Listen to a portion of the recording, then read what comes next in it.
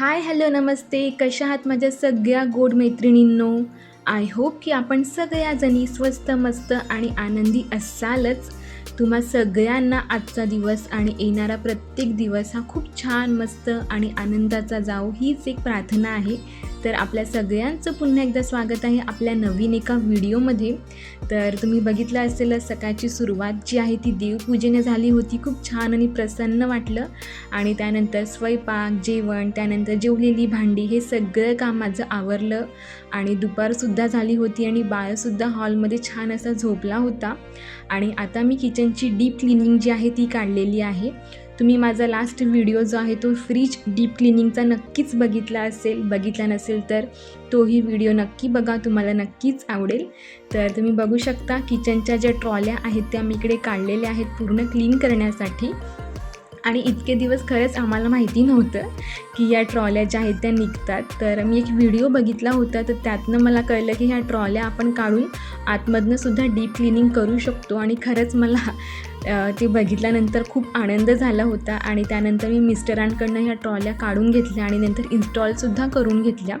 आणि मी इकडे बघू शकता खूप छान असं मनासारखं मला चकाचक हे करून घेता येत आहे. तर हे खूप छान असं मी डीप क्लिनिंग केलं. त्यानंतर स्वच्छ कोरड्या फडक्याने हे नंतर पुसूनसुद्धा घेतलं. आणि 1 ते 1.5 तास ह्या सगळ्यांचे दरवाजे मी ओपनच ठेवले होते, कारण की जो काही कुबट वास वगैरे आहे तो निघून जाईल. आणि त्यानंतर ज्या ट्रॉल्या आहेत त्या मी एकदम अशा डीप क्लीन करून घेतल्या होत्या मस्त चकाचक. तर तुमची सगळ्यांची झाली का दसऱ्याची साफसफाई ते सुद्धा मला कमेंट्समध्ये नक्की सांगा. आणि हा व्हिडिओ जो आहे तो तुम्हाला घटस्थापनेच्या पहिल्या दिवशीच येत आहे. तर तुम्हा सगळ्यांना घटस्थापनेच्या खूप खूप खूप साऱ्या शुभेच्छा. तर मैत्रिणींनो, गेल्या व्हिडिओमध्ये मी तुम्हा सगळ्यांना कृष्णवाणी ऐकवली होती आणि बऱ्याच लोकांना ती आवडलीसुद्धा होती. तर विचार केला की चला आता या व्हिडिओमध्ये सुद्धा एक छान अशी कृष्णवाणी मी तुम्हाला ऐकवते, जेणेकरून तुमचासुद्धा आत्मविश्वास वाढेल, तुम्हालासुद्धा काहीतरी छान असं आयुष्यामध्ये करण्याची प्रेरणा भेटेल. तर चला आता आपण कृष्णवाणीला सुरुवात करूया. मैत्रिणींनो, श्रीकृष्ण सांगतात, कधीकधी एखादी घटना माणसाच्या आयुष्यातील सगळ्या योजना बिघडवून टाकते आणि मनुष्य त्या आघातालाच आपल्या आयुष्याचं केंद्र मानून टाकतो. पण मला सांगा, भविष्य माणसाच्या प्लॅनिंगवर अवलंबून असतं का? अजिबात नाही.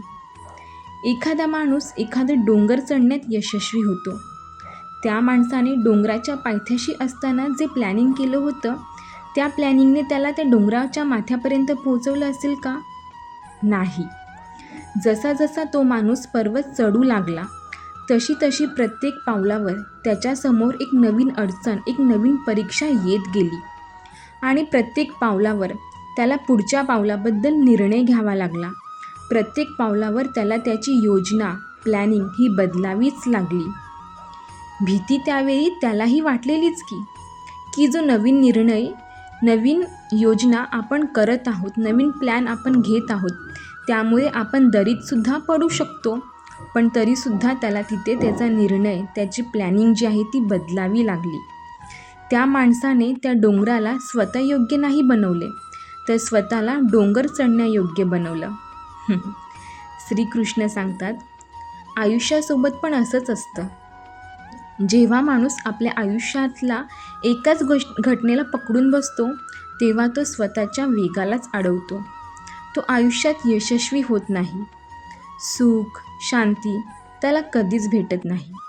म्हणून श्रीकृष्ण सांगतात, आयुष्याला स्वतःच्या योग्य बनवण्यापेक्षा स्वतःला आयुष्याच्या योग्य बनवणं हाच योग्य पर्याय आहे आयुष्यामध्ये सुख, शांती आणि सफलता मिळवण्याचा. बरोबरच आहे ना मैत्रिणींनो. जेव्हा आपण लहान असतो तेव्हा आपलं प्लॅनिंग काहीतरी वेगळंच असतं. पण जसे जसे आपण मोठे होतो, आपलं लग्न होतं, एक एक जबाबदारी आपल्यावर पडत जाते आणि त्यानुसार आपल्यालासुद्धा आपलं प्लॅनिंग जे आहे ते चेंज करावंच लागतं. म्हणजे त्याच गोष्टींना धरून आपलं आयुष्य आपण सुखाने नाही जगू शकत. त्यामुळे आपल्याला वेळेनुसार आणि आपल्या वरच्याने आपल्यासाठी जे काही प्लॅनिंग केलेले आहे त्यानुसार आपल्यालासुद्धा आपलं प्लॅन चेंज करावंच लागतं. आणि त्यानुसार आपल्याला आपल्या ध्येयापर्यंत, सफलतेपर्यंत पोहोचावं लागतं. तर आय होप की तुम्हाला आजची जी कृष्णवाणी आहे तीसुद्धा नक्कीच आवडली असेल. तर आजची ही कृष्णवाणी तुम्हाला कशी वाटली ते मला कमेंट्समध्ये नक्की कळवा.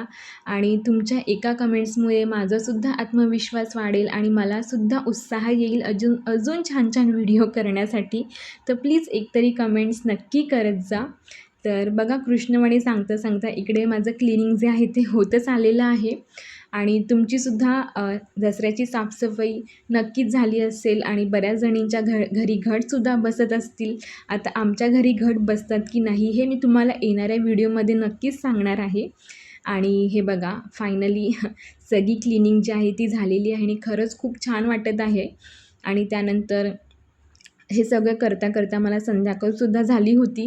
पण मी पटापट आवरण्याचा प्रयत्न करत होती आणि लकीली त्या दिवशी आमच्या घराच्याच बाजूला इंडस्ट्रियल एरिया आहे, तर तिकडे JCB आणि मिक्सर आले होते आणि ते माझ्या बाळाला प्रचंड आवडतात. आणि 1 ते दीड तास माझं बाळ त्याच्या काकासोबत मिक्सर आणि JCB ह्या सगळ्या गाड्या ज्या आहेत त्या बघत बसला होता आणि त्याचा फायदा मला झाला.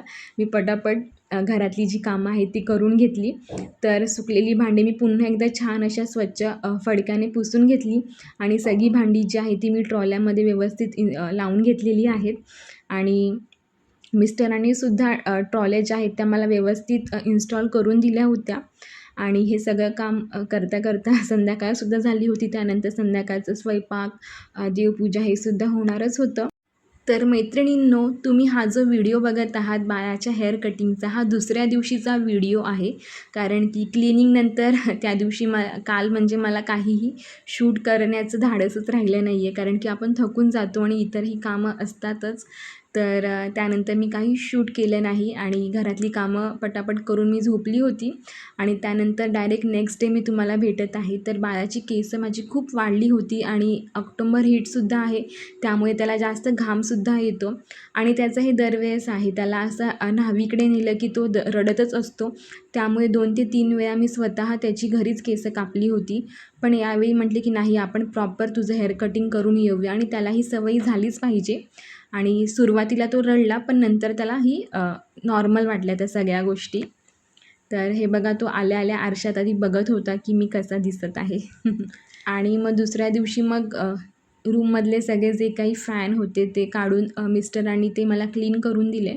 आणि व्यवस्थित फॅन जे आहेत ते हॉल, किचनमध्ये, बेडरूममध्ये व्यवस्थित लावले. आणि त्यानंतर AC जी आहे ती 15 दिवसाला किंवा महिन्याला व्यवस्थित ती क्लीन करावीच लागते. त्याला व्यवस्थित मेंटेन हे करावंच लागतं. मेंटेन नाही केलं तर खूप पुढे मग प्रॉब्लेम येऊ शकतात. त्यामुळे मिस्टर जे आहेत ते व्यवस्थित महिन्यातून एकदा किंवा दोनदा तरी अशी व्यवस्थित AC जी आहे ती डीप क्लिनिंग जी आहे ती करूनच घेतात.